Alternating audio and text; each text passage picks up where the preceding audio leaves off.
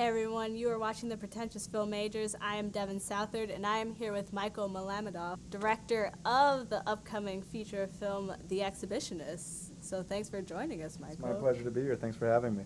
All right, so what is The Exhibitionists? The Exhibitionists is a really visceral and pulpy midnight movie that takes place over 36 hours in the life of Walter Todd. And it's a deadly exploration of the blurring line between documentary and pornography.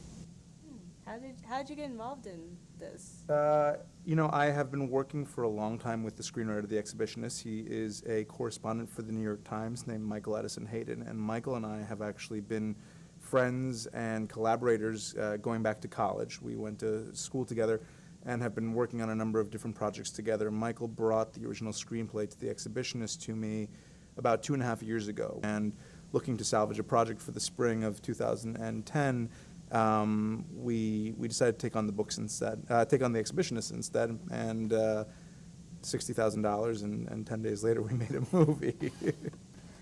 That's not a lot of money. It's or not a lot of money time. or a lot of time. Yeah, it was a really intense experience making this film, but one of the most important ones of my life creatively. So it's been super exciting to get out into the world and put it through the festival circuit and now have distribution for the movie.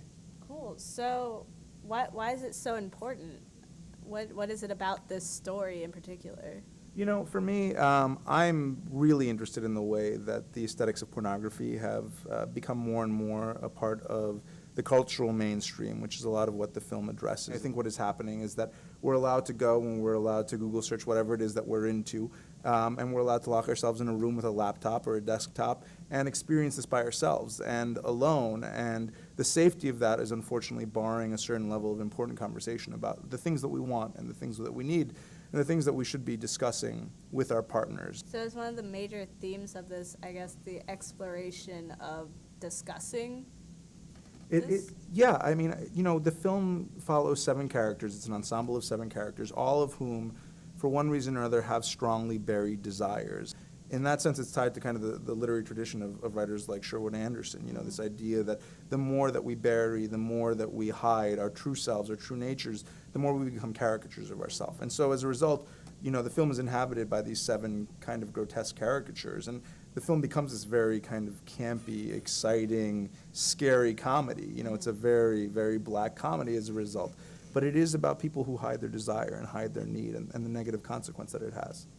Can you tell us a bit more about the characters and also the actors who portray these characters? Yeah, at the center of the film are 2 characters, a filmmaker, a documentarian named Walter Todd, whose career is falling apart and who is in a sham marriage and is trying to protect his reputation both as a filmmaker and as a man, as it were, and has sought to do so by exploiting his closest friends and family as the finishing button for his new documentary film. And on the other side of this is a fading pop icon named Blythe Stargazer. And those 2 characters sort of drive the story of The Exhibitionists. And in the middle of this also, is Walter's long-suffering wife, Regina, her brother, George, as well as Walter's intern, Lynn, who is played by Ella Ray Peck, who you may know from NBC's Deception, and also the film's Bachelorette. Daniel London has a wonderful role in the film as Gordo, Walter's assistant, and Lauren Hodges from AMC's Rubicon is also in the film. She portrays Gordo's wife, Gretchen.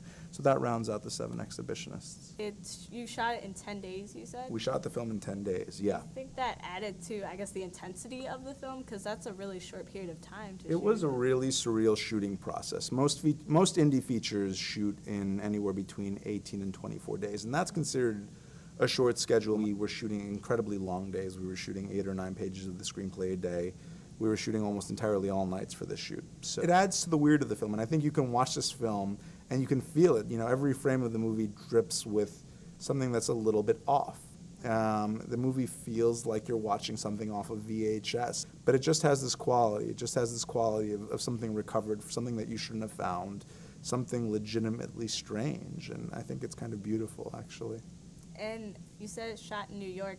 Is New York an important backdrop? Because you hear a lot of times people say, absolutely, it could have only been shot in New York. Is that the case with this? Absolutely. And what's so interesting about it is that the sense of a larger outside world and kind of the cultural mass of New York City surrounding these characters is deeply important because it hints at a series of opportunities, of possibilities that exist for the characters that extend past the enclosure and the scariness, the tightness of the apartment that they're in. And so the great thing about New York being all around us, through the entire film, is that it really provides then a staggering kind of option as opposed to the world that they've created for themselves and locked themselves into. Thank you, Michael, for taking the time out to do this interview. And for more content from the Pretentious Film Majors, be sure to check out our Facebook page, our YouTube channel, and you can also check out our website at pretentiousfilmmajors.com.